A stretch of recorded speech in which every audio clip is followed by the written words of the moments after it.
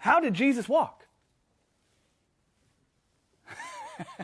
And I don't mean like, did he have like a limp?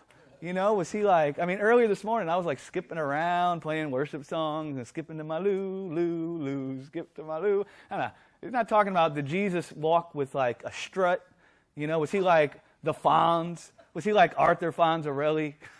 What do the young people call it? A pimp limp?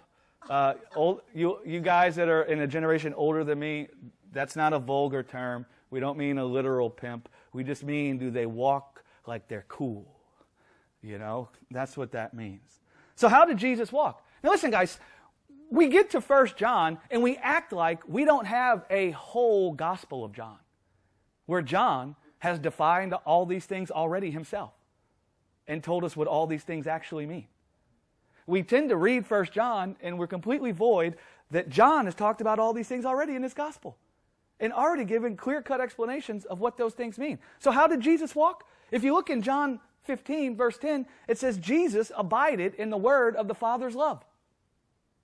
So how did Jesus walk? He walked in the word of the Father's love. That's how he walked in this earth. His mind was always filled that the Father's heart was only filled with loving kindness towards him. That's how Jesus walked in the earth. He walked in the word of the Father's goodness towards him. He abided in the word that the Father could only ever be good to him and was only ever filled with loving kindness towards him. That even should the Father, this is how Jesus walked, that even should the Father find him dead in sin, the Father wouldn't leave him for dead, but the Father would come to him and fill him with the wine of his life and make a place for him to dwell in his house for all eternity. That's how Jesus walked in the earth. He walked being fully persuaded of that. And we see that testimony on the cross. And so you want to say, how did Jesus walk? Well, go straight to the cross when his hands are nailed to the tree and he can't do anything with his own hands because it's not a message of the morality of Jesus. When you talk about how did Jesus walk? How did he walk when his hands were nailed to the tree? Because there he was dying in sin. And what did he say?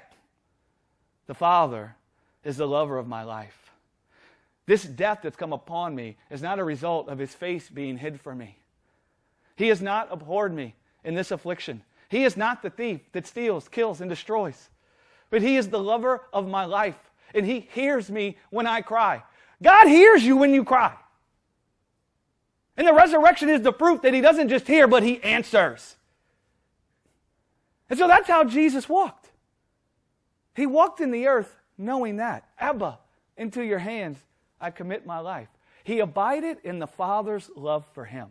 Nothing in the world could convince him that the Father wasn't filled with loving kindness towards him and all people, even should he find them dead in their sin. How do we know?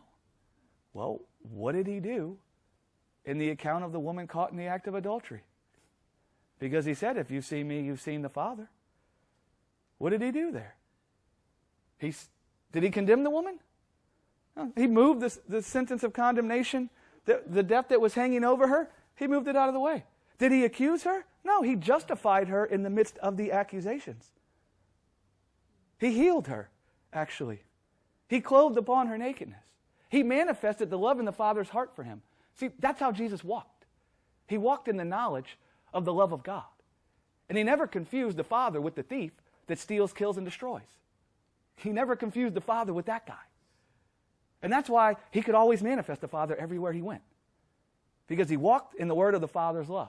So that's what it means to walk like Jesus. Right?